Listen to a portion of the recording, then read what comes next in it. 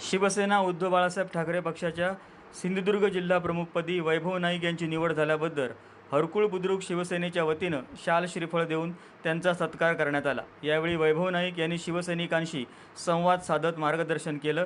तसंच हरकुळ खुर्द विभाग प्रमुखपदी ओमप्रकाश तामाणेकर यांची वैभव नाईक यांनी निवड करत पुष्पगुच्छ देऊन त्यांचं अभिनंदन केलं। यावेळी उपस्थित असलेल्या मुंबई महानगरपालिकेच्या नवनिर्वाचित नगरसेविका आणि विधी सेवा समिती सदस्य श्वेता पावसकर यांचा वैभव नाईक यांनी सत्कार केला। विविध हायस्कूलमध्ये 10वी-12वी परीक्षेत प्रथम, द्वितीय, तृतीय क्रमांक मिळवलेल्या हरकुळ गावातील विद्यार्थ्यांचा सुद्धा सत्कार करण्यात आला। यावेळी वैभव नाईक म्हणाले, सामान्य शिवसैनिकांना मोठमोठ्या पदावर काम करण्याची संधी शिवसेना पक्ष देत आला आहे। त्यामुळे अनेक सामान्य शिवसैनिक आज आमदार, खासदार, नगरसेवक झाले आहेत। शिवसैनिकांनी लोकांमध्ये राहून संघटना वाढवण्याचं काम प्रामाणिकपणे करत राहिलं पाहिजे आणि पदाधिकाऱ्यांनी सुद्धा आपल्या पदाला न्याय देऊन मिळालेल्या संधीचं सोनं केलं पाहिजे, असं त्यांनी सांगितलं।